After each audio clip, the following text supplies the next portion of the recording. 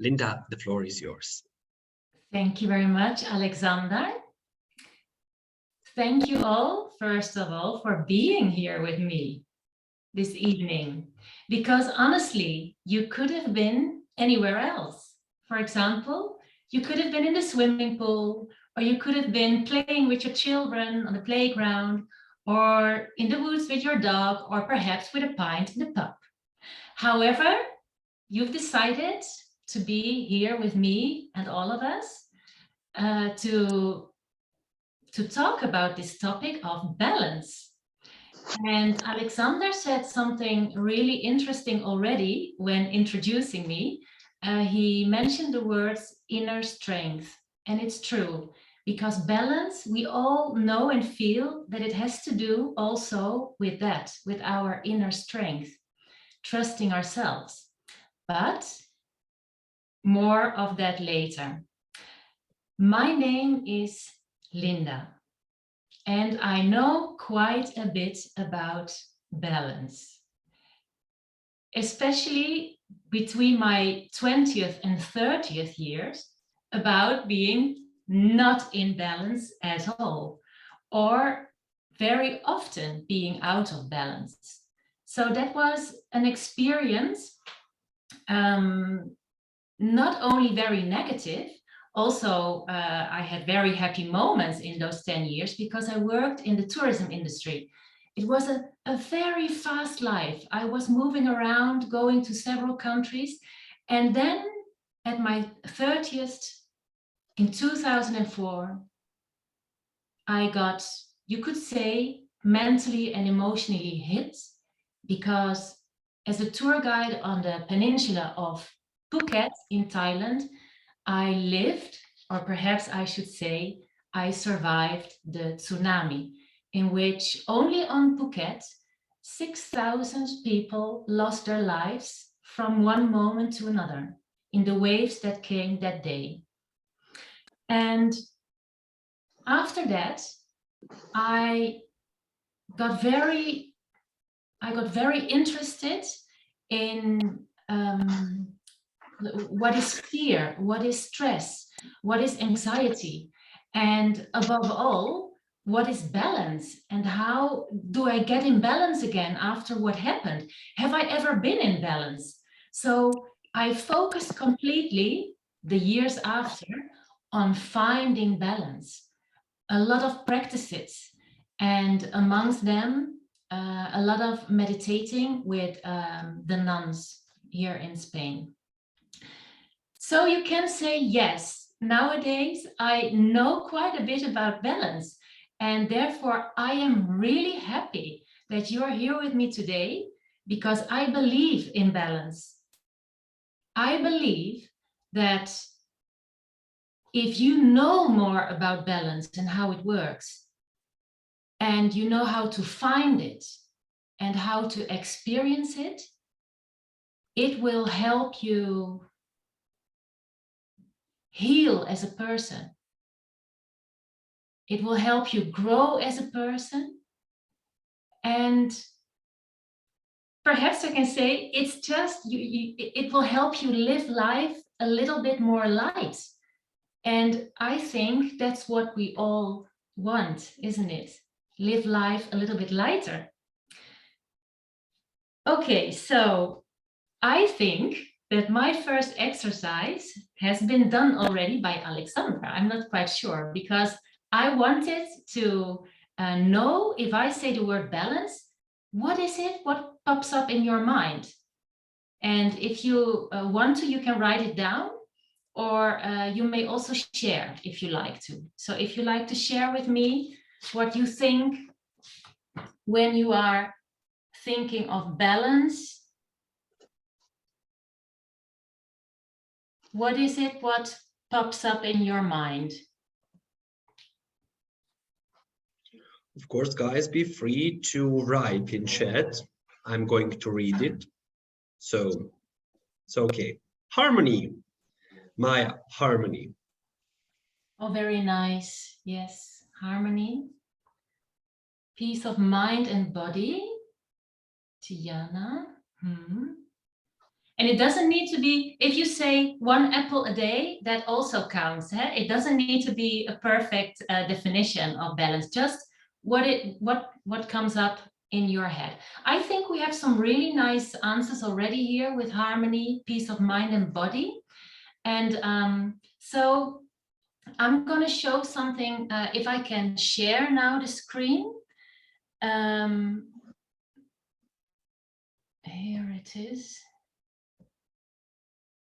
So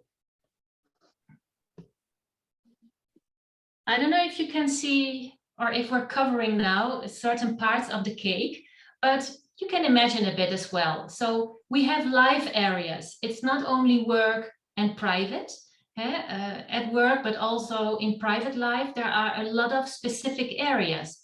So what I'm asking you now, if there is any area in your life at this moment where you don't feel so much balance, thinking about your own meaning or whatever came up in your head, what doesn't count for one or more, or perhaps all of these life areas? So I'm giving you 30 seconds, okay? You can take a look at them, write them down, and you can keep them for yourself, by the way. I'm not going to check this with you. Neither, no one from Agile Humans, I promise.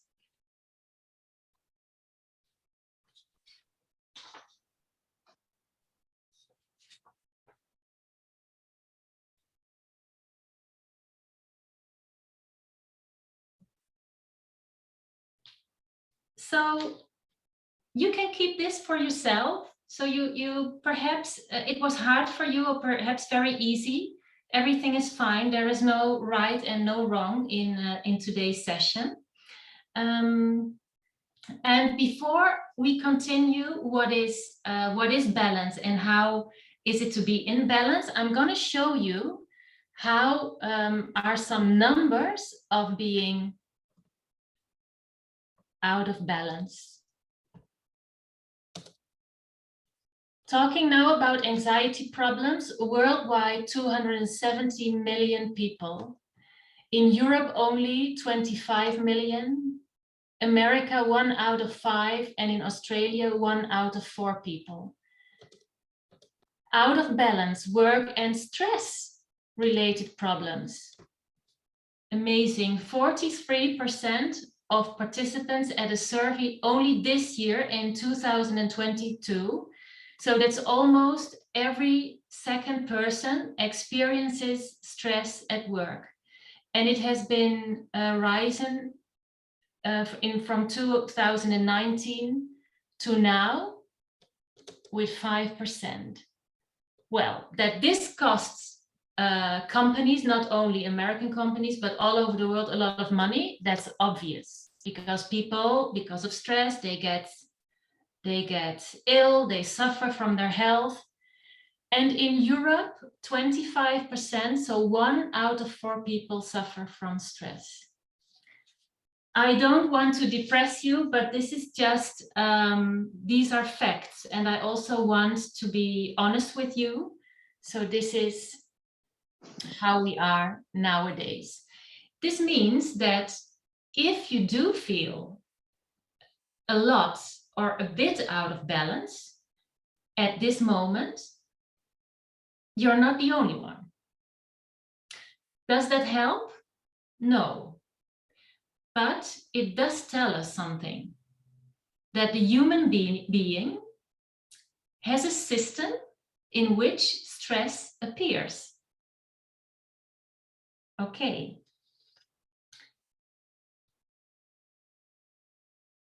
If the stress is temporary, because I thought about, honestly, about showing a slide with all everything that is dangerous for our health because of stress, and I decided not to. I thought we all know nowadays that stress is like smoking. It's simply bad for our health, and we should try to avoid it, especially when it becomes chronic. So if stress keeps on going, then we start suffering the heart, blood tension, cognitive decline, also emotionally, depression, anxiety. So we all know that stress, chronic stress, we want to avoid.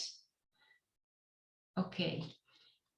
I've mentioned words that we all know and we use them probably every day. First of all, before I continue, I didn't say so, but feel free to ask me at any moment. I feel there are no silly questions. If you get lost, or perhaps I get lost and you can't understand anymore what I'm trying to explain, please let me know, because I only want one thing tonight, that the message comes through. Okay? So promise me that you'll ask. Right. So I said already fear. I've mentioned stress, anxiety, and we use them all. But what do they mean exactly? I'm going to refresh your memory.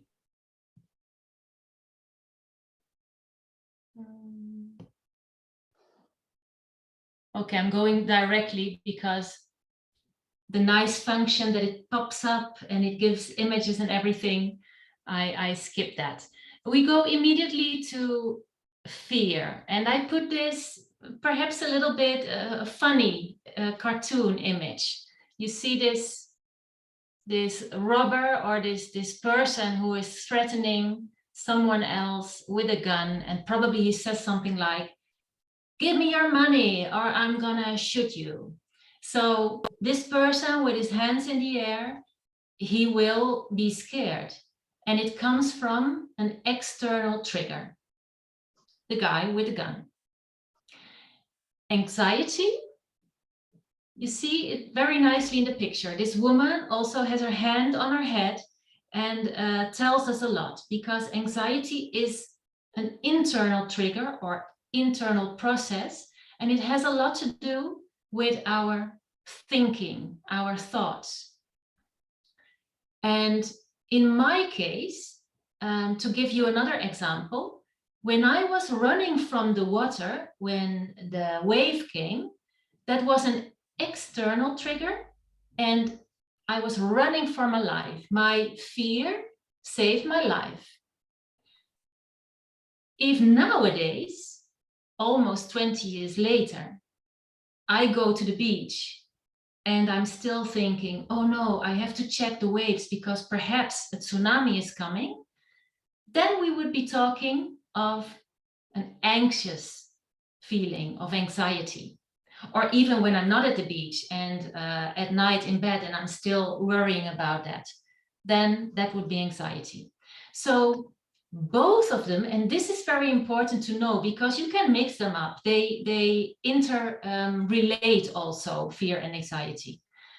What is important for you to know is that fear from an external trigger as well as anxiety, so fear that you are creating in your mind, both of them cause stress or can cause stress.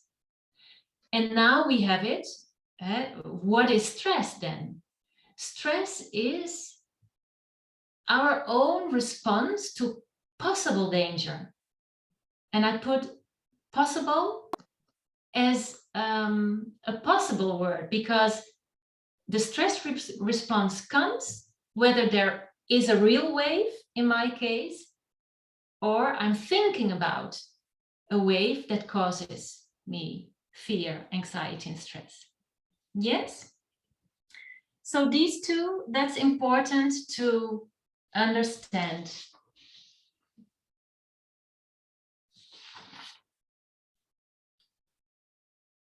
Fear is a universal emotion.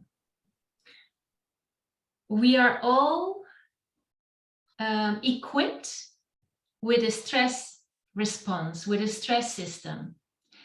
And I showed you the numbers earlier about so many people, almost 1 out of 2 in Europe that experiences stress at work. This explains why so many people suffer from it. because we are equipped with a stress system. So if you experience stress, you are not a very strange person. And honestly, stress has good things, because first of all, because of your stress response, you are here with me today. Thanks to your stress, you are alive. And I think you use your stress response in for real situations, dangerous situations, very more often than you realize now. Think of yourself, for example, in the traffic, and that all of a sudden you have to brake. And that's thanks to your stress reaction, your response, that you know how to react, that you do react without thinking, and that you are alive. So that's a good thing about stress. Is there another good thing about stress that is not saving your life? For example, you feel the reaction of stress in your body, and perhaps you start sweating and you feel very uncomfortable all of a sudden. Your heart starts beating faster. And I liked very much the slogan. I think it was Biljana who came up with it. Oh no, how am I going to get this done? How? And then because of your thinking, you create this enormous stress in your system. You have this stress response. Is there something good about it? I like to say yes. Honestly, it is bad for your health, but the good thing about it is that it is warning you. If you start to look at your stress reaction when you are in a safe situation, then work has to be done, something needs to change. And I'm going to repeat that. Stress, your stress response in a safe situation, physically, it can be here in this room where you are now, is warning you. And the warning is also an opportunity.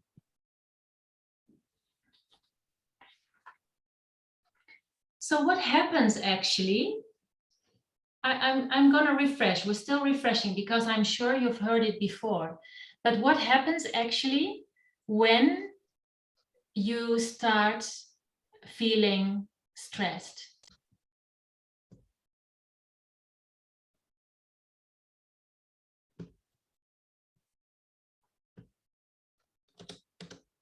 This we know already.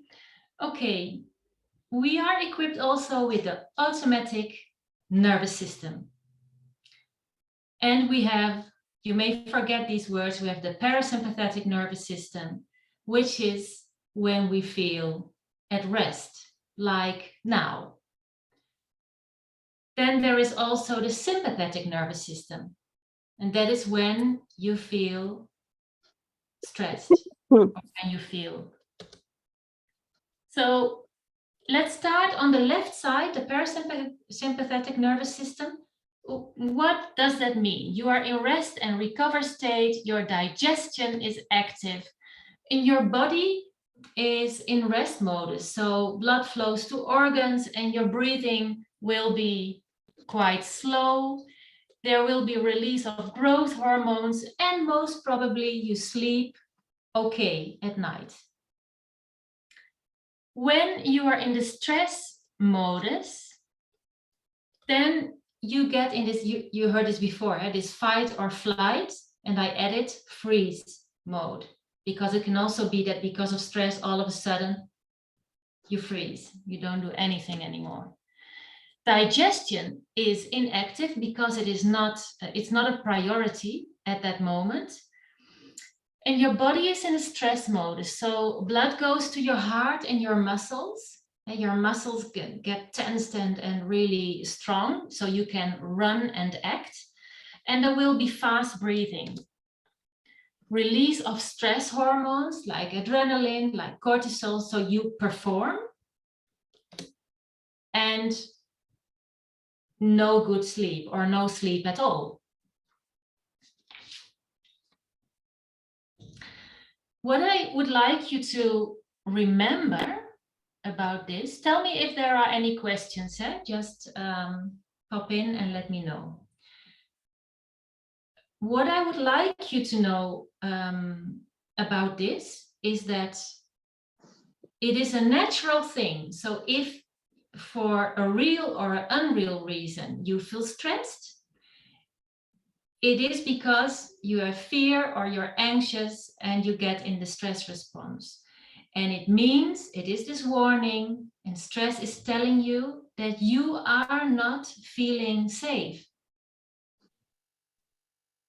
And when I tell this to people I work with, in the beginning, they start laughing because they tell me, but I am perfectly fine.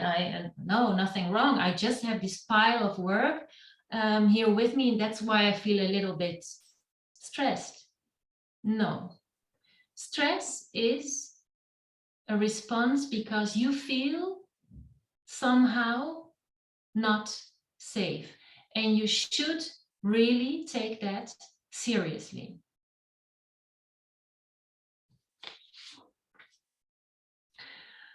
Okay, so let's make a little bit more real life. You're at work and it's not paradise. You had this fight with your colleague, and let's say that you're still in the situation. Okay, so imagine, I don't know in what situation you work, but let's say you're with the person in the same room, or perhaps with more persons, and you feel that stress is coming to you, or what you feel is you feel unsafe and your system reacts with the stress response. And perhaps you wanted to say something, but you don't know what, and you are there and you're listening, and it is, yeah, you feel, let's stick with it, you feel unsafe. The first thing what you can do, because even though you feel your heartbeat and you feel that you're sweating, or perhaps that you color really red, what happens is that the movement is all here because you are not threatened physically. You don't need the stress response to fight for your life.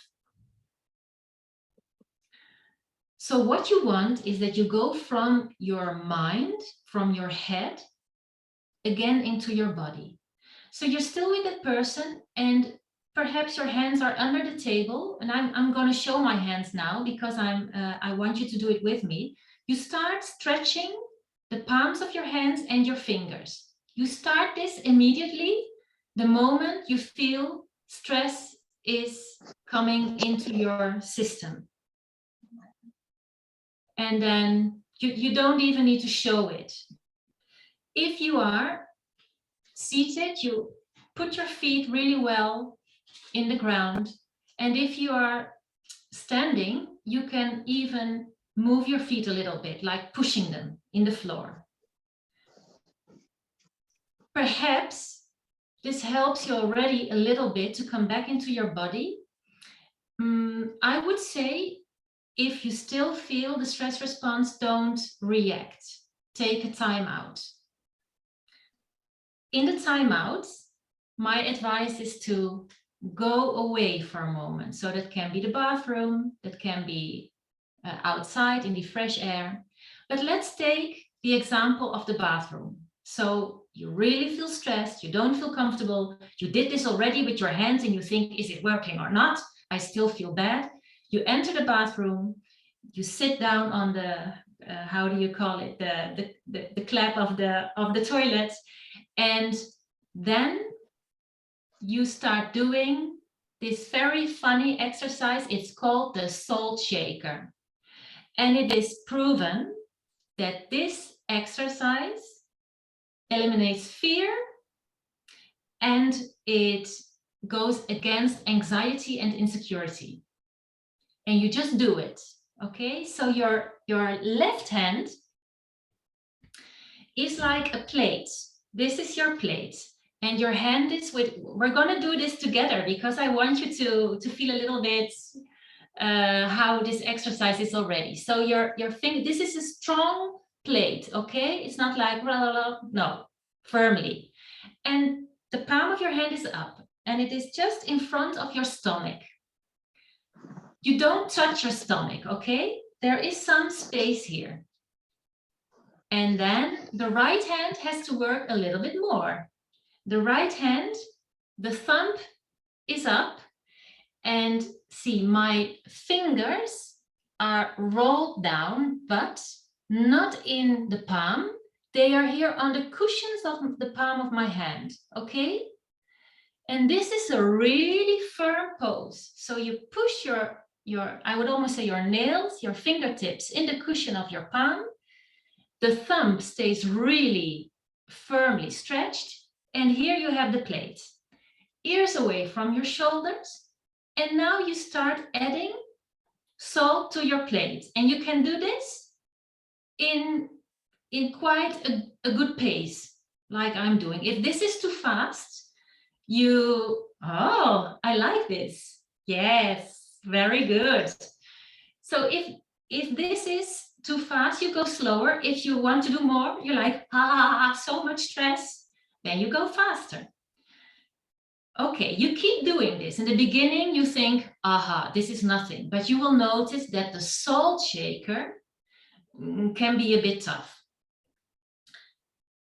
When this happens, you breathe 10 times in and out through your nostrils, your nose. So you inhale. We won't do 10 now because then it will almost be the end of the session. But you inhale towards the crown of your head. And you exhale towards your belly button.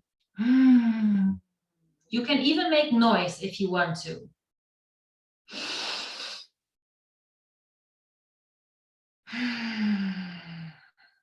And once you've done that 10 times, you open the palms of your hands. You can do that with me. You put them on your legs. And you will feel calmer. You will feel calmer. Don't ask me exactly how it works. It's an official anti-stress exercise from yoga. And it really helps because I practice it with also colleagues. And feels good, isn't it? So just a short resume. We know now that fear and anxiety can cause stress. We know that stress is a danger to our health, especially when it's chronic. And we know that when we are stressed, we actually shift it in the nervous system from relax and recover mode to action and perform or stress mode. And we also know that stress, when we physically are safe, wants to tell us something.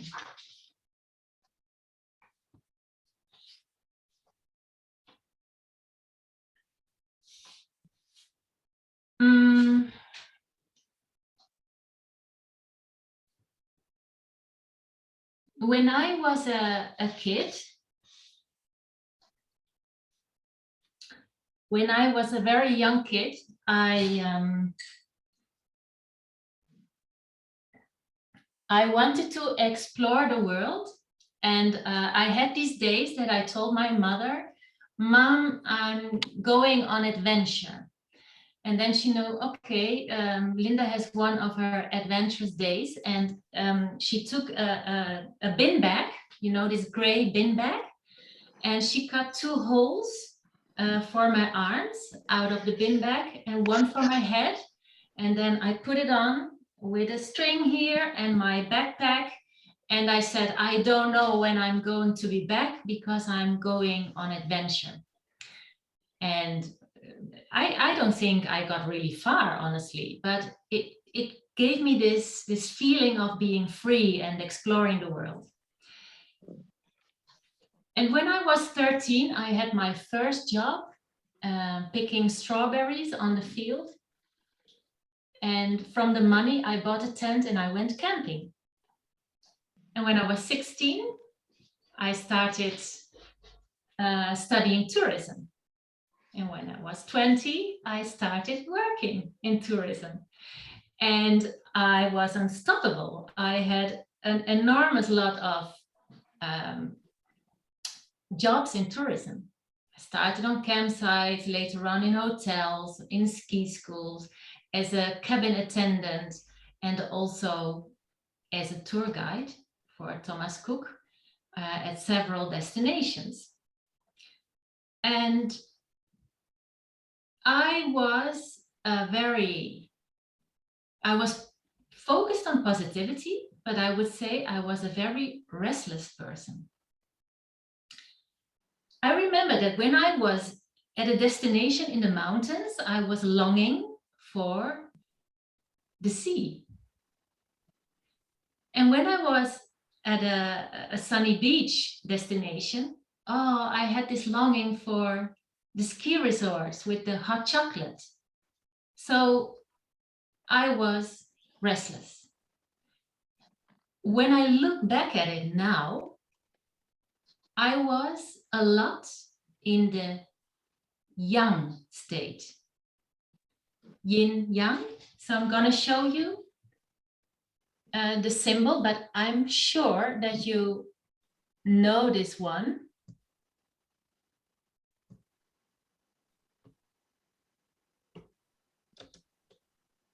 You see, yin and yang. And now we get, because still I haven't done a definition of balance. We're getting closer. I know there are a lot of these definitions, but I'm going to give you the one that in my world of yoga teacher, meditation teacher, comes as close as possible. So yin yang, the two energies within us that make life possible. I think there are some children joining. I don't know. I would say so. I hear this playground. Very young. I think that Amparo. Amparo. Yeah. ¿Podrías apagar tu audio, chica? Ah, gracias. Sorry. Está bien, está bien.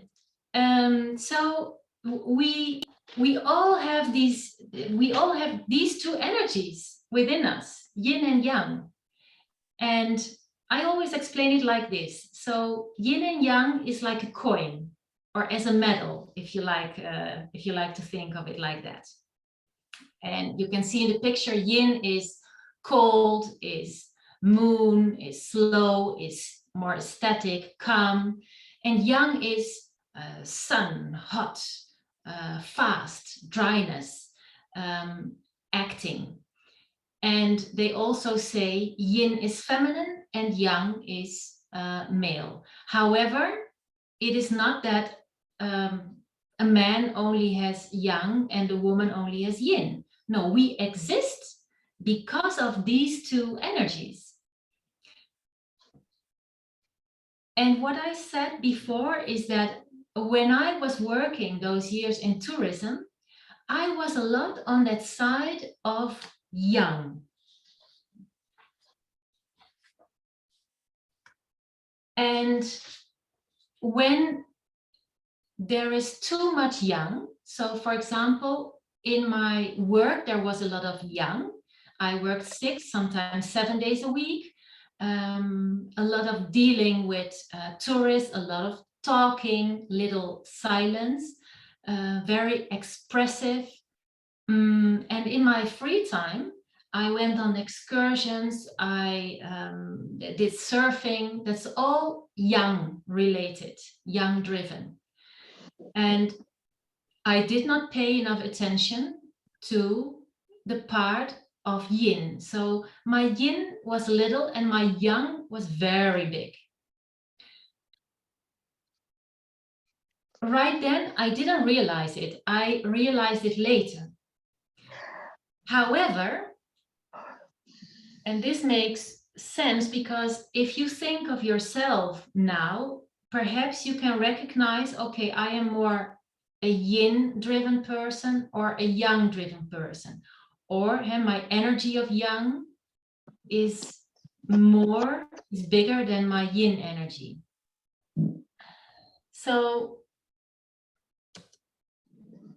first, the definition of balance. So in an ideal world, both of these two energies would be equal and in harmony. And I remember that at the beginning of the session, someone mentioned that also, harmonious, harmony. But what if we are out of balance because of too much yang or too much yin? Let's take a look at it first at work, because I think this will make it a bit clearer. So nowadays, a lot of companies are yang driven. And I'm not talking that it's only men. This is men and women. But the way of working and the way of negotiating, the way of treating each other is yang driven. And the yang drive is always with focus on results and winning. It is more individual, autonomously, optimistic, a bit aggressive also, and competitive. And we, all of us, we have a certain drive. Perhaps you recognize yourself more in the yang drive, or perhaps more in the yin drive. Like yin would be more the focus on success in the team, on health, not only of yourself, but of all of you, selflessness, the whole, and meaning. So for people with a yin drive, for example, you are selling something to a client, a person who is yang driven would be very focused on how much he would sell and he has to sell. And a yin driven person will first look very closely to the needs of the client and more focus on that it suits that person instead of the result. So if so many companies are yang driven, it means that there is still a lot of work to be done, hopefully, in future to get it more balanced.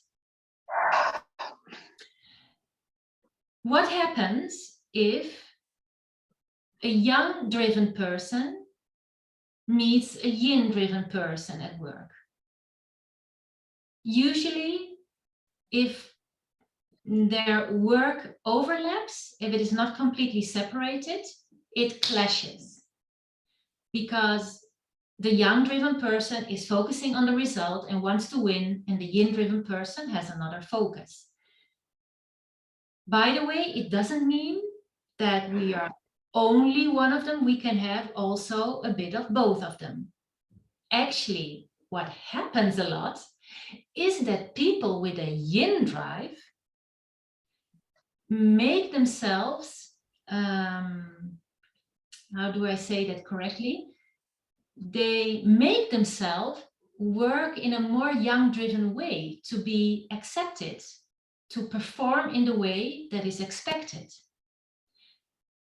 And here it becomes a bit dangerous, because if there is this clash and the yang drive has priority, the yin-driven person who is trying to perform as best as can in a yang way can feel stressed.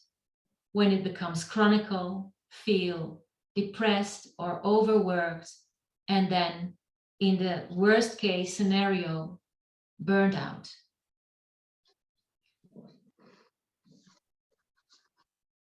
How do we solve this? Can this be solved? Or should we make yin-driven companies and yang-driven companies? I don't know. But what I do know is that the first step is always realizing that there are persons with a yang drive and persons with a yin drive. And yang isn't wrong or good, and yin neither. It's simply how it is.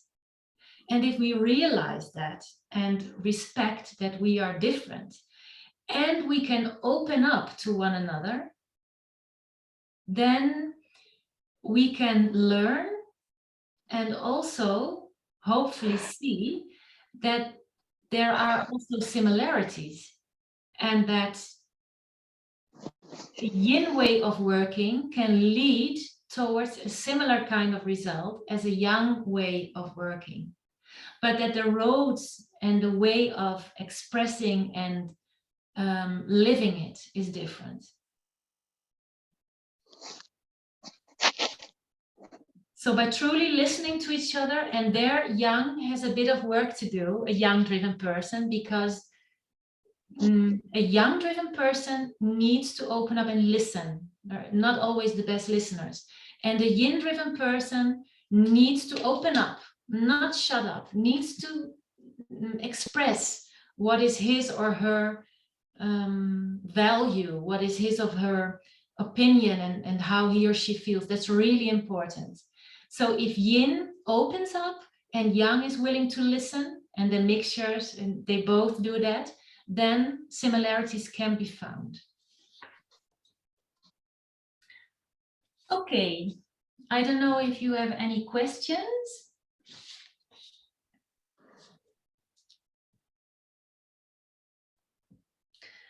I hope that this means that I am talking clearly. Let's go back a bit to what I wrote this story about, this book, Away from the Water, that turned my world upside down and probably helped me to be the person who I am right now.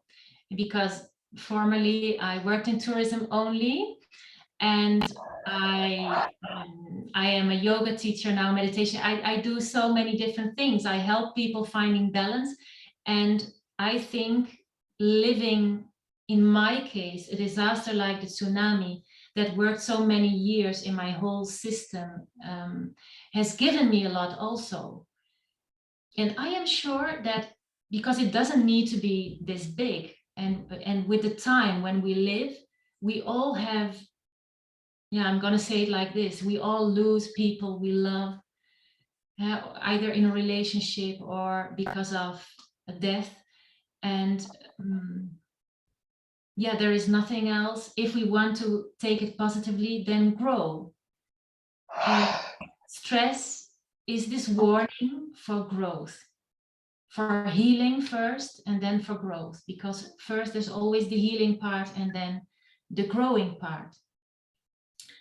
Let's go back for a moment to me being this person in her outfit in tourism, saying hello to the tourists at the airport, welcoming them, and always smiling, and living a bit, I would almost say, floating superficially. The thing is, what happens when you change so much? So I changed so many countries and teams and cultures. Nothing gets really profound. And I'm giving myself as an example because I see that a lot of people do this. Instead of turning inside, they run to the telly and watch Netflix. Nothing wrong with Netflix, because they have a lot of nice series and everything, and it's a good way to relax or to enjoy for in your free time. But if it is because you have to cover up something, because you feel unease, or perhaps because you were stressed that day, then like me, on the beautiful island of Bali and later on in Phuket, you are floating superficially. You're not connecting to your, what Alexander said already, your inner strength. You are trying to avoid, to go deeper. And that's what happened to me. So I lived on all these islands in all these countries, and I liked it a lot most of the time, but I had to say goodbye very often to places, to colleagues, to newly friends, and sometimes also relationships. I left a lot unfinished. Also, problems. If I had a very horrible colleague, in my opinion, perhaps I was the horrible one, I thought, how many weeks more? And then I'm gone. So I didn't express myself. I just, I floated around everything. It didn't mean, however, that I was a superficial person. I truly longed for strong connections, for a real relationship, for my true honest friends who knew, for example, that I had loss in my life. But hey, no one knew anything of my past. So at a certain moment before, because I was working on Bali in Indonesia before I went to Phuket, I was already in this state, and in ACT, acceptance and commitment therapy, they have this really nice example of pushing against the closet. When you have so many suppressed emotions, that you put, let's say that the emotions are your clothes, and every time that you buy something new, you put it in your closet until you have to keep pushing the door, because otherwise it opens up and all the mess comes out. So I was more or less already there when I went to Phuket. Then the tsunami happened. I did not know what to believe anymore in my life. And I think it was 2 or 3 weeks later, I went to the next destination. New palm trees, new people, tourists. And I survived. I'm going to say it like this. I survived for 3 months. After 3 months, I had a couple in the hotel, and they said, "Oh, you are our hostess. You're so nice that you're here because we have a problem." And I said, "Okay, tell me what's going on. Perhaps I can help." "Our towels are too hard.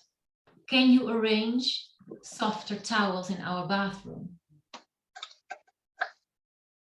I don't remember how I reacted, but what I do remember is that the next day I quit. I stopped my job. I said, until here. Looking back at it, I instinctively knew, I felt, this was young. Now I need the yin part. So for the next 5 years, I stayed in my home country, had an office job, met a really nice guy, living together, calming down, did a lot of personal work, and I started breathing more slowly and literally, because I started with yoga. However, yoga was still like extinguishing fires. You know that? When you go to yoga class or any other class that helps you calm down again after a stressful day, but then the next day it was the same. So it wasn't, not yet, a way of life. So I was in my home country, more or less happy there. And then we broke up. The relationship ended. And I thought, I don't know if I can handle this. So I went to my yoga teacher and I said, Sami, it hurts so much. I don't know what to do. And she said, then don't do anything. Said, but it needs to stop because it hurts so much. And she said, let it hurt. Just let it hurt. That's okay. And she also said, and I still didn't get it completely, but I knew that there was truth in her words. She said, be at peace with whatever there is. And that will give you balance. And that's when I decided I want to find out everything about balance. So I decided to go to Spain only for a couple of months to learn some Spanish because I never did. And I worked in tourism and that's silly. And in Spain, I bumped into a nun in the street. This nun without hair, with this red robe and this, you know, they have this expression in their face, no makeup at all, but they are so beautiful. And we started talking. She invited me in her temple. And for the next 2 years, every Friday, I went to their satsangs and meditation. Satsang is when they give lectures about philosophy. And I absorbed it all. And then I added yoga with them, first twice a week, 4 times a week.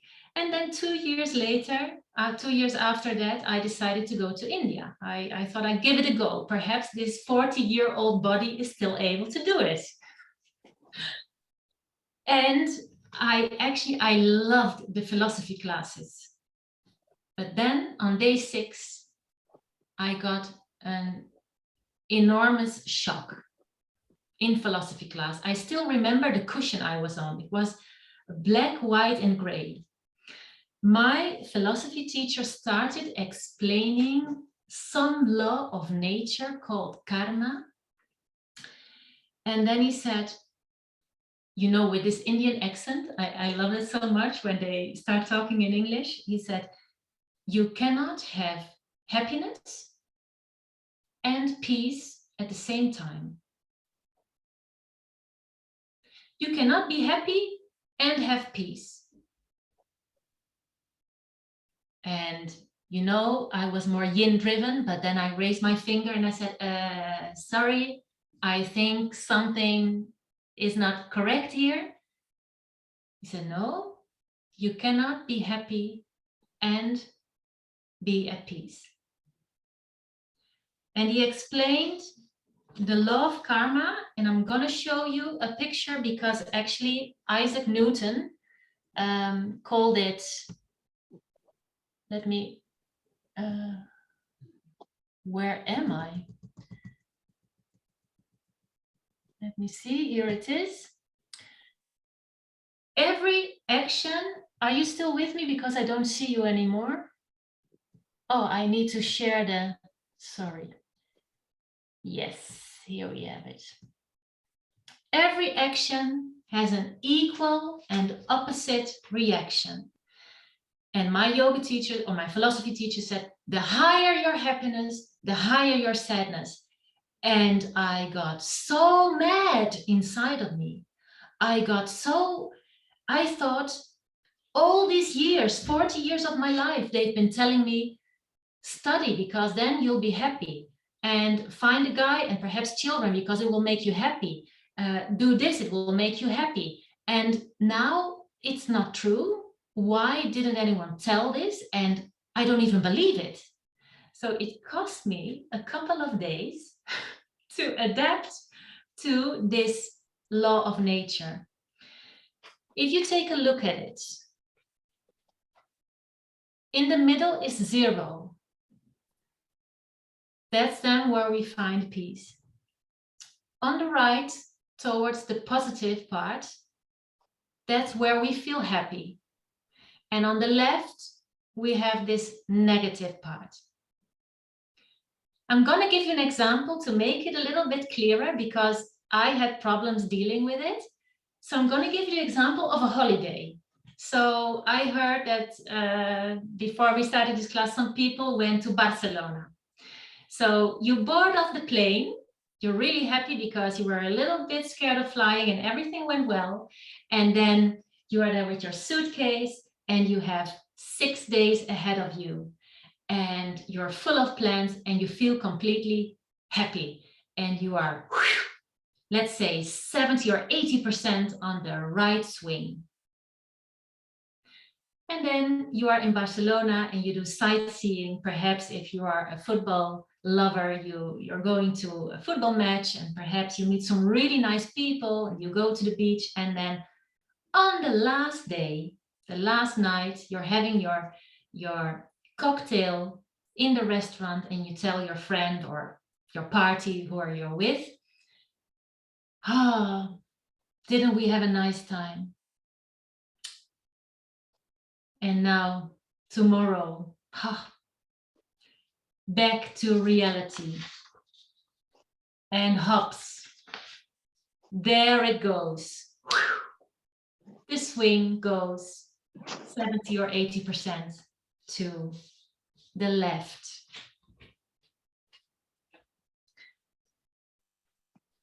If you would stay on that beach with that cocktail, it wouldn't work either, because I did. Remember, I went to Spain. I live in Granada. And in the beginning, it was my holiday. I studied here Spanish. So everything was new and fresh. But then there comes this adaptation. You know, you adapt to the new situation and it gets back to neutral. So you can't keep happy. And somehow we know, because a lot of us say, I know you have your happy moments, isn't it? But happy moments means simply also that you have your sad moments.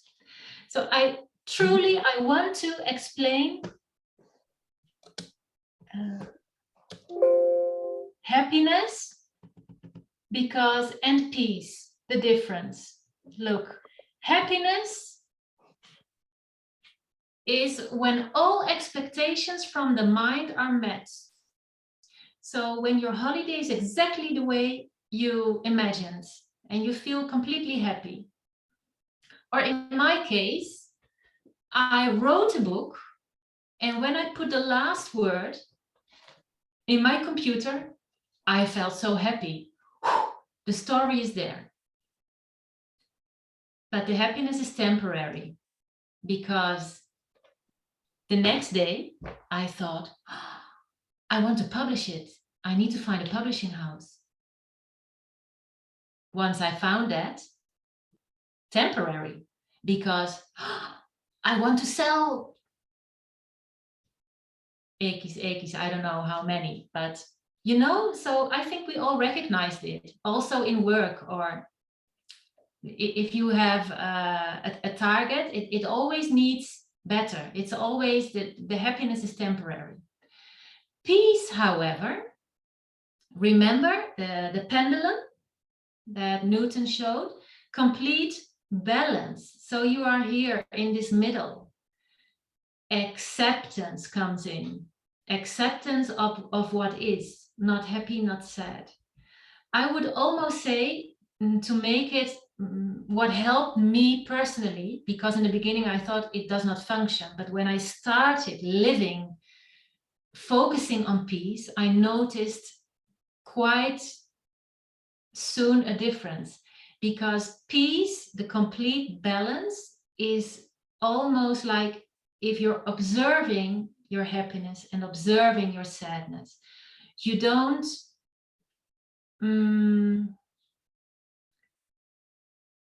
it doesn't come up the word now in English, but you don't you still feel happy and you feel sad, but you don't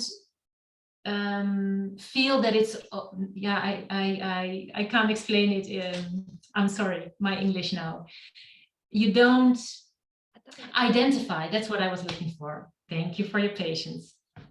You don't identify anymore with your happy moments or your sad moments. You enjoy happy moments and you accept sad moments, and then you're in the middle. Doesn't mean that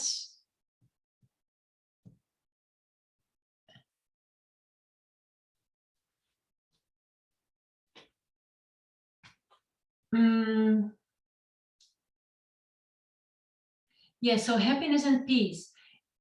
So it doesn't mean that when you are in this position in the middle, that it's static, that, oh, I found peace.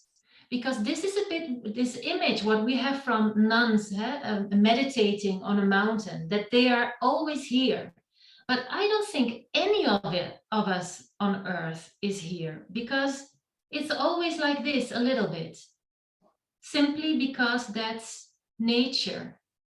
So what we want to learn is like riding a bicycle, you know, that you sometimes you need to push harder to stay balanced, and sometimes with the wind in your back you can let go a little bit, but this is always work. So we are never there. And that's something I notice a lot also with my yogis or people who want to find more balance in their life, is that they think that if I do this, then I'm there and then it's done. But as long as we live, this is our work. Knowing this, of course, I should reveal what will help you to stay more balanced, because of course there are a lot of habits, because I'm talking about habits. I can't give you a golden key now and say, take this, do this, and then you are in balance forever, because we know that it is work. But while working on it, we feel so much better. And I'm gonna say his name, Yogi Ram said to me, my philosophy teacher, and I've written it down here. Peace is complete balance, is accept of what is. And he said, be grateful with what you have while working on what you want. Be grateful with what you have while working on what you want. And there is always gratitude. There can always be found gratitude in your situation. And if your situation at the moment is so bad that you feel that almost that life is against you, then you can say, accept how it is right now, even though you don't agree, because acceptance doesn't mean that you should be glad that it's there. No, accept what is while working on what you want. And working on what you want, if you want balance, and I'm an example of it. I'm an expert in balance now because I was so many years out of balance. So if you are looking for more balance, then this is the work. Proper exercise. I put proper because honestly, exercise can be harmful. If you run a marathon every week, I don't find that very healthy, but it's my opinion. So proper exercise is exercises that help your body heal and grow. Proper exercise that help you, and therefore you should not mix sports, practicing any kind of sport, with yoga or any practice that is related to energy like Tai Chi or Qigong, because with proper exercise you learn how to shift between the two parts, remember, of the autonomic nervous system. So why did I feel so much better with yoga and still? Because with yoga on the mat, I learned to shift continuously between a pose, work, and shifting back, relax. And if you do this so many times on your mat, then it will happen also in your life. So proper exercise, the best is an exercise where you have this shift, because then so much easier you go when you are out of balance back to the middle part of peace. Second one, proper breathing. We will do that in a moment. Shallow breathing is stress related, so we want the breath to sink. Proper relaxation is that you really relax body, mind, and spirit. Proper diets. I don't go too far in that because there are so many diets nowadays. I would say find a diet that suits you. You know when you feel that your body receives energy from food or not. And you can add something like, why do I eat? How do I eat? How much do I eat? Where do I eat? In front of the telly or with a plate mindful on my desk. Positive thinking and meditation. Why the positive thinking? Only going to say one thing about it. A negative thought blocks energy. A positive thought opens up.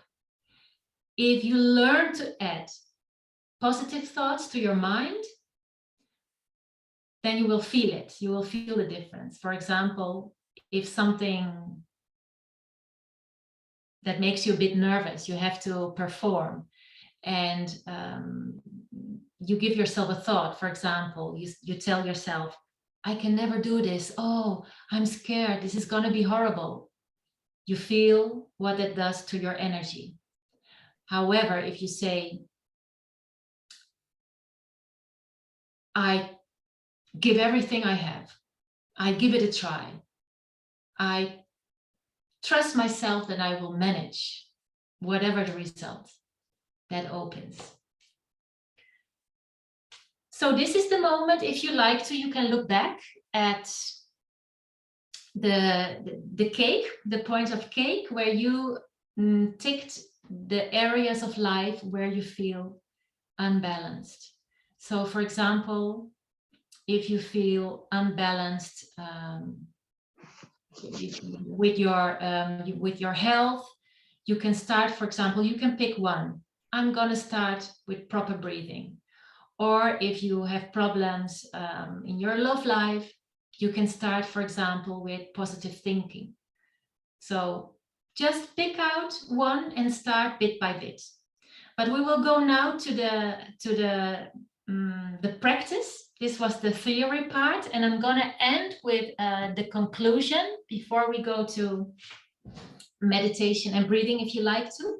So if we put a filter on this story that I told you today, what will help you to honestly get into balance and stay there, maintain there, is make daily habits of these 5 principles: proper breathing, relaxing, eating, etc. And very important, shift your focus from happiness to peace. When you focus on peace, life will become lighter.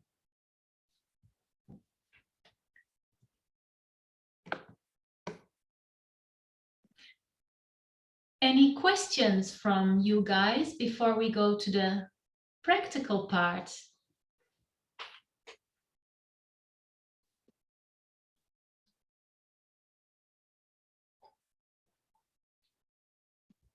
So the importance of breathing well. Before we start with the breathing exercise, why is breathing so important?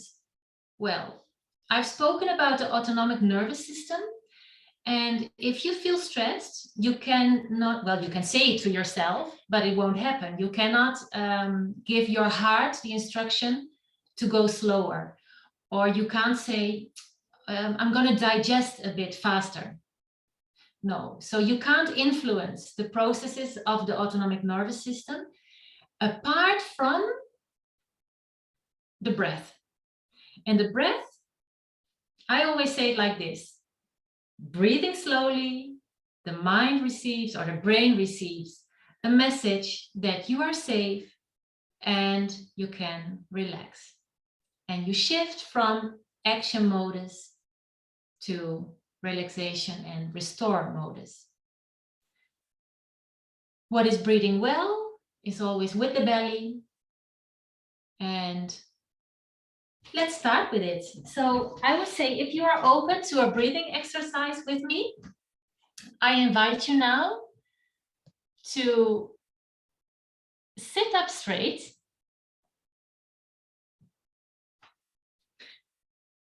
And if you're still wearing shoes, I give you permission to take them off. I always have bare feet when I'm at home because, and sometimes at work as well, because I have a really cool boss, because it feels immediately more grounded. So it gives you more ground. So push your feet in the mat or in the floor and you sit up straight. So we don't want to hang in our seat. Why? Because we want the air we inhale and exhale to be able to really pass through our body. So if we do this and we close, then it's really hard to let the air sink until below the belly button.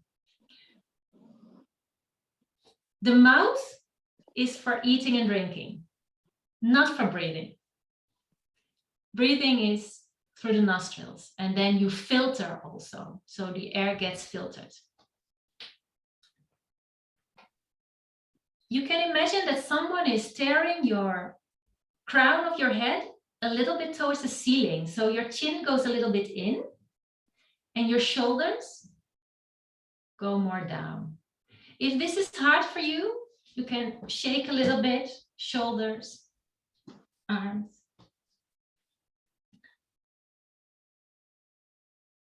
And now you open softly your mouth, or you put a smile, a little bit of a smile on your face. That makes the muscles of your face relax. You can put the palms of your hands simply on your thighs, your legs or knees. You can focus on a point or close your eyes. And you start observing your breath.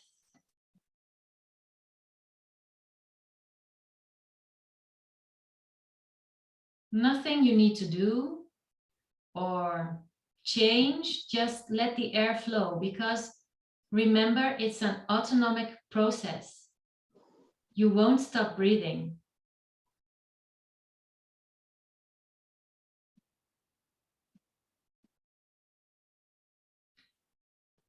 And let's check if the belly is participating. So you can put 1 or 2 hands on your lower belly.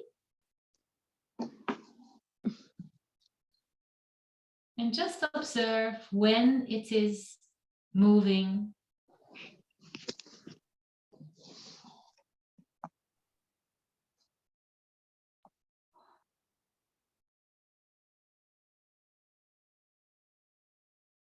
And if you want to, you can put the other hand on your chest. So when does the belly rise and when does the chest rise?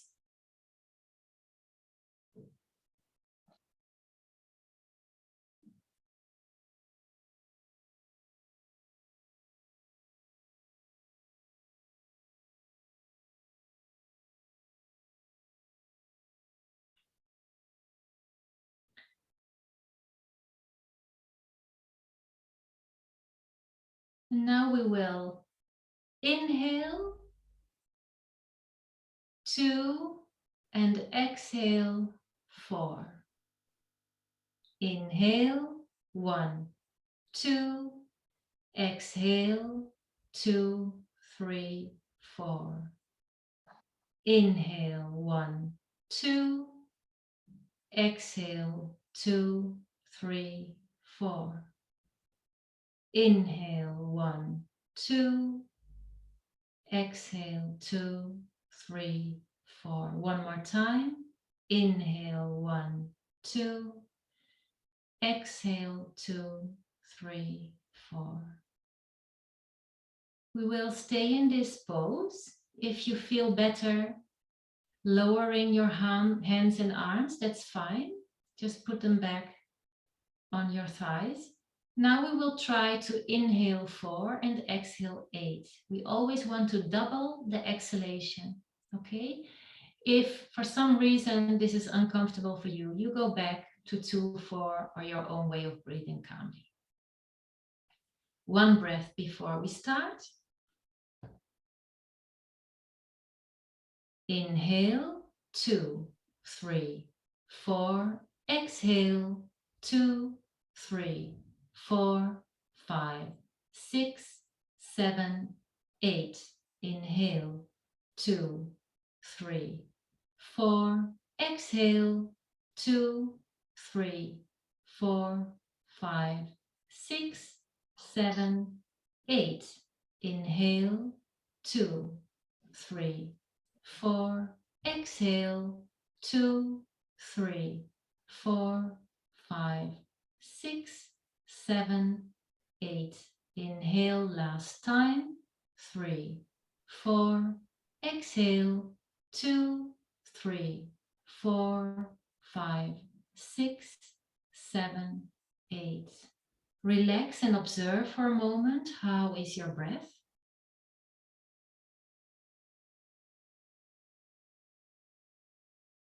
Let's cool down a little bit more. Let's bring a little bit more yin into our system. With your middle finger, you cover your right nostril softly. And you only breathe through your left nostril. If for some reason this one is blocked, you just open up both of them and you imagine that you're breathing through the left side. In your own pace, you inhale and you exhale. And also here, you try to double.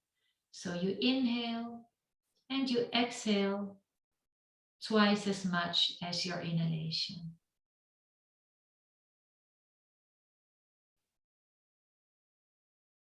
Or even more if you can.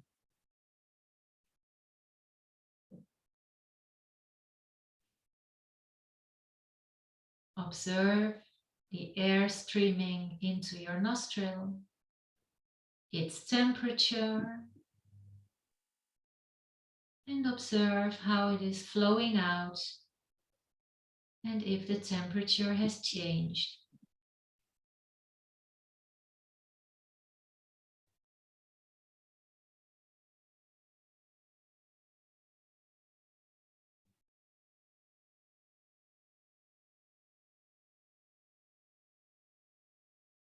Last breath like this.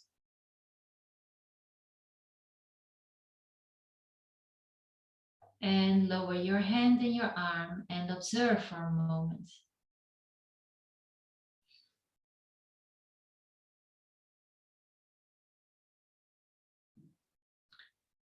If this is going fine, let's add some retentions, because actually the retentions between our inhalation and exhalation and inhalation restore a lot in our brains. So we will inhale 4, we will hold the air 4 and exhale 8 and then inhale again 4. So 4, 4, 8. Okay? One breath before we start. Inhale, 2, 3, 4. Hold the breath. 2, 3, 4. Exhale. 2, 3, 4, 5, 6, 7, 8. Inhale. 2, 3, 4. And hold. 2, 3, 4. Exhale. 2, 3, 4, 5, 6, 7, 8. Inhale, 2, 3, 4, and hold. 2, 3, 4. Exhale. 2, 3, 4, 5, 6, 7, 8. Last time. 2, 3, 4. And hold. 2, 3, 4. Exhale. 2, 3, 4, 5, 6, 7, and 8. Relax and observe.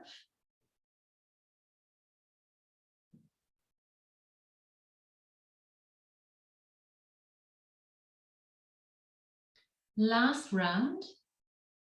Inhaling 4, holding 8, exhaling 8. Again, if it is uncomfortable for you, you go back to the last exercise that made you feel okay. Yes? So one breath before we start. Inhale, 2, 3, 4. Hold the breath. 2, 3, 4, 5, 6, 7, 8. Exhale. 2, 3, 4, 5, 6, 7, 8. Inhale. 2, 3, 4. Hold the breath. 2, 3, 4, 5, 6, 7, 8. Exhale. 2, 3, 4, 5, 6, 7, 8. Inhale. 2, 3, 4. And hold. 2, 3, 4, 5, 6, 7, 8. Exhale. 2, 3, 4, 5, 6, 7, and 8. Relax and observe.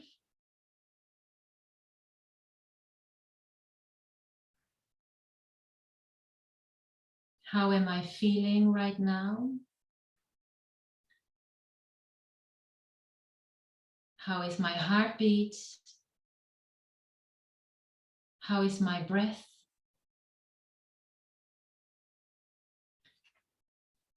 Okay, you may come back, and if you like to share anything before I continue to the meditation part, let me know.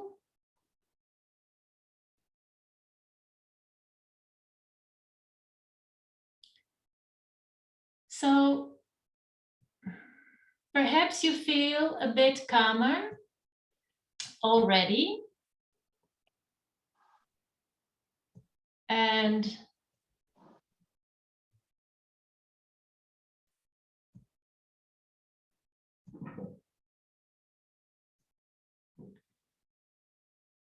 I would really love to do a short meditation with you guys if you are open to that. When you feel stressed or anxious or whatever it is, if you are in a stress response, can also be at home, because sometimes there are so many things and we like to do them at the same time. Then it's also good to do something at home. So I would say prepare your own little space at home where you can be in silence. It's very, very important. Remember what we said at the beginning, inner strength, connection to ourselves is it's much easier if you have your own space where you can sit and just be quiet in silence. However, if you are very stressed, it won't work if you sit still and you say, I'm going to meditate to feel calmer, because that doesn't work. So I would say, if you feel that you are still in a stress response, start practicing breathing exercises. You can think of doubling up. So inhaling 2, exhaling 4, or inhaling 4, exhaling 8, and then start holding your breath a bit.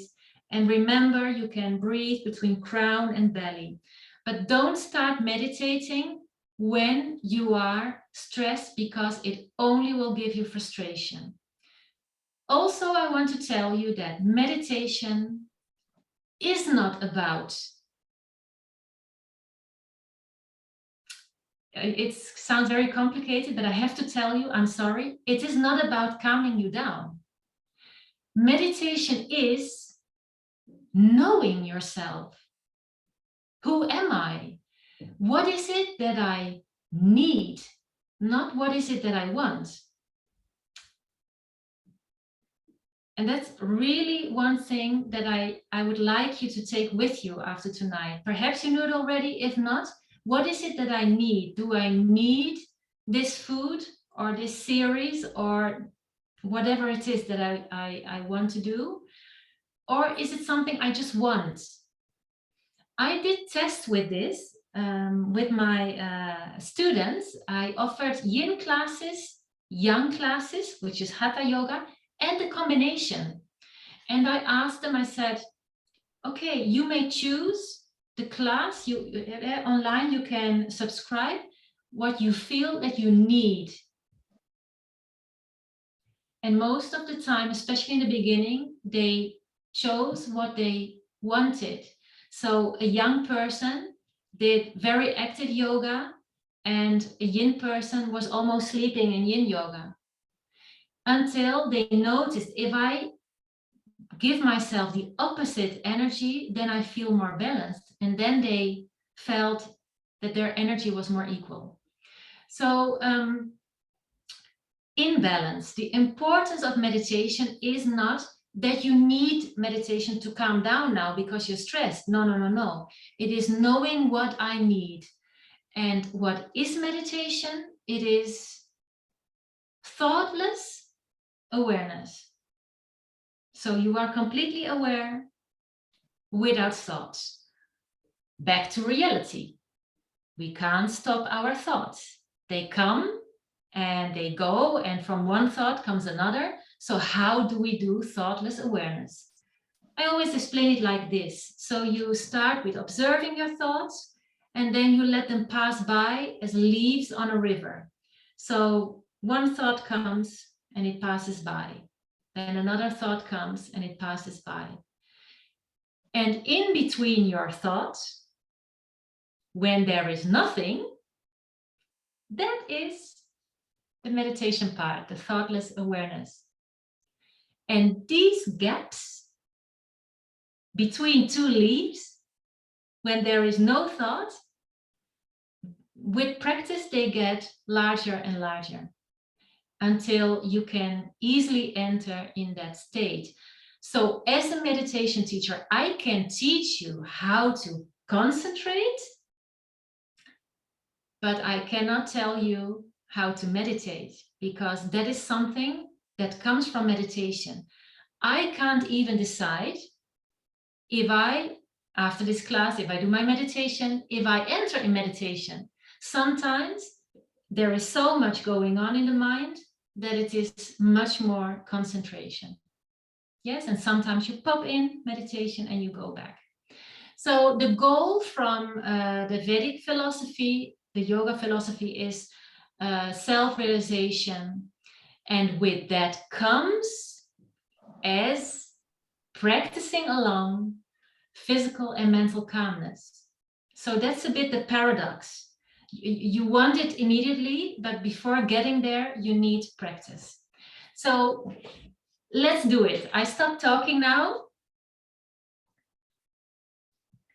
And let's see if we can do some concentration, meditation, relaxing, sleeping, whatever it is that happens to you today, because sometimes it's a surprise. Find a comfortable sitting pose with the back straight. And perhaps there are yogis here, people who do yoga, and there are people that meditate and they struggle with the pose, with the cross-legged position. Remember one thing, you can also practice on a seat or on cushions or whatever. Hips always higher than feet. Then knees. If knees are up, sometimes we try to practice like this, but the knees are higher than the hips, then you will start fighting. So then you find another pose.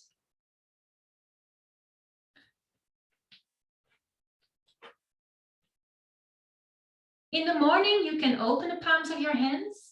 At night, you can close them and you put them on your thighs. And if you feel comfortable enough, you can close your eyes, or perhaps you would like to focus on a point.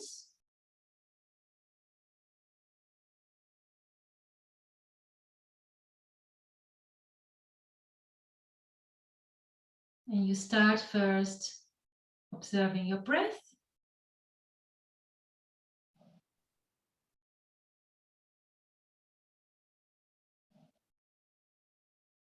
And now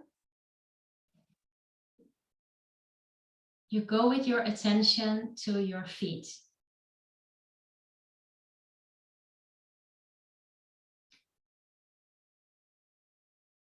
Feel your feet.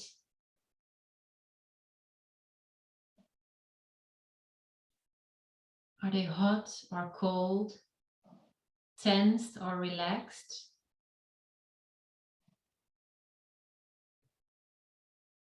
Heavy or light?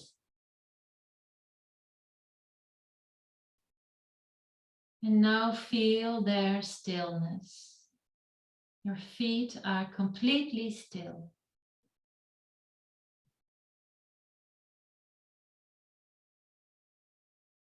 Now you move up towards your lower legs, your shins, the front, your calves, the back.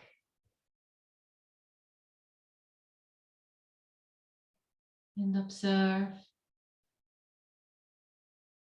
how your lower legs feel, heavy or light, hot or cold.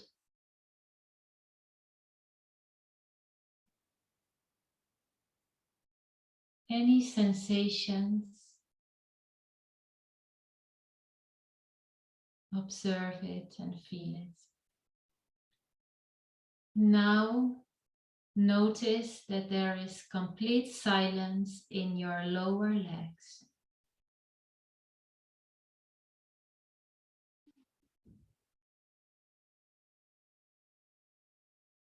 Move up towards your knees and your thighs, your upper legs. And also here, observe any sensation. Hot, cold, heavy, light.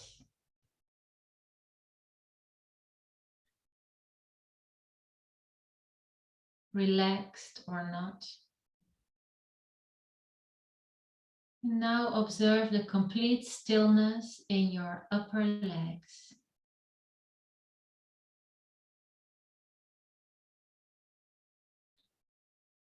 Move up towards your hips and your pelvis. Feel the sensations here.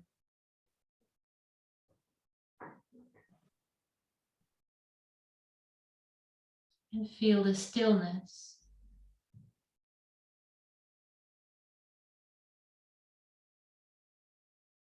Move up towards your belly. Feel the sensations and the stillness.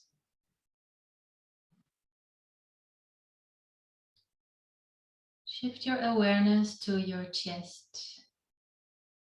Observe the sensations of your chest, hot, cold, heavy, light, and feel the stillness in your chest.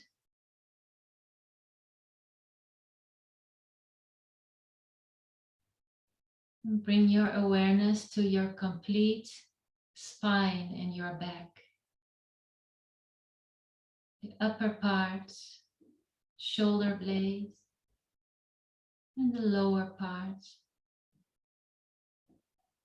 Feel the stillness in your back.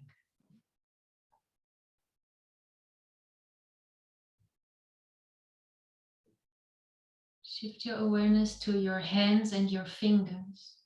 How are they feeling? Observe the sensations in your hands and fingers and feel their stillness.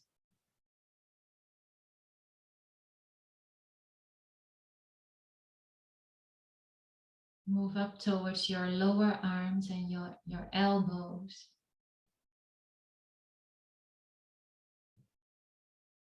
What am I feeling here? Feel the stillness.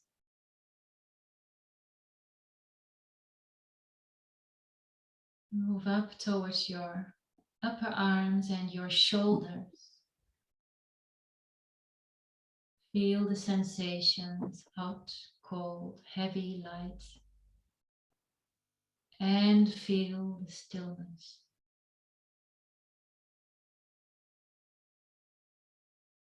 Go to your neck. How is my neck? And feel its stillness. Now you go to your face and your head. Observe any sensations and feel the stillness.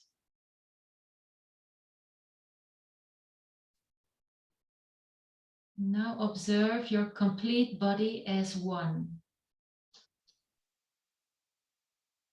Complete stillness in your complete body. And even if you want to, you don't move. You are still and steady as a rock.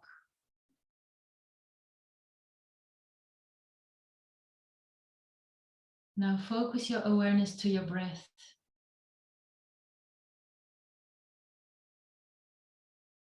Anytime a thought enters your mind, just let it pass by. Go back to your breath.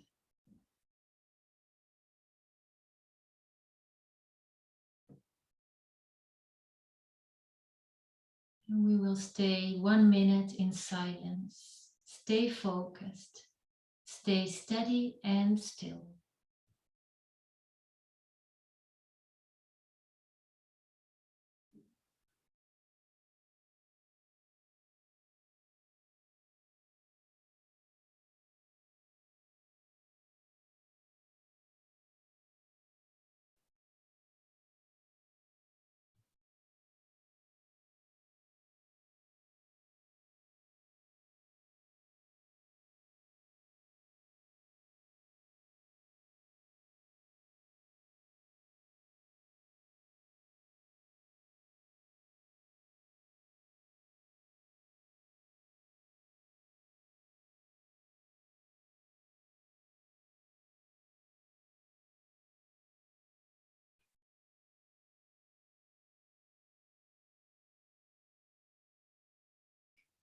Now take a deep breath in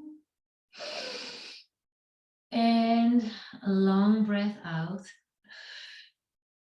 Move your hands and fingers a little bit, your feet and your toes.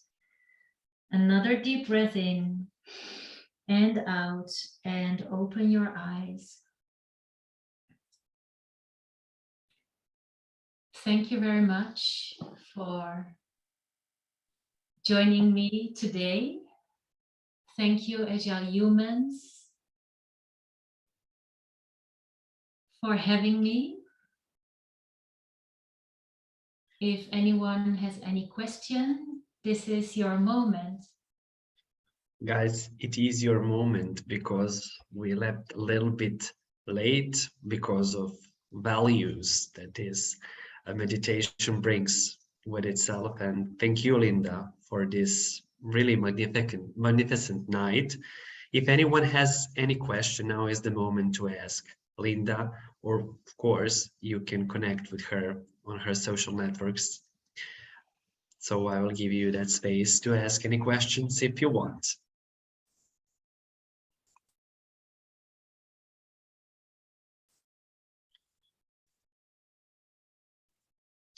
Except many thanks in chat. Nobody wants to speak after meditation. What have you done with all participants, Linda? It was a successful one, I guess. There are two options, or they're bored or they're asleep. Yeah, they are sleeping right now, ready for a Friday. Okay, guys, if that's everything, Linda, many thanks. You were great and Alexander, awesome. Diana, thank you very much. An inspiring story, beautiful book, I guess. I hope we will have opportunity to read that book once online or whatever. Please. It is. No. We're working on a German translation, and after that, hopefully an English one. Oh, sounds great. So please keep and inform us. So thank you very much for this session on behalf of Agile Humans and on behalf of our Meetup community members. I hope we will have opportunity to see you another time in the nearest future, and to other Agile Humans community group participants. I wish a good night, good and pleasant night, and successful finish of this working week. So thank you very much, and see you next time. Thank you. Bye bye to everyone. Bye. Bye.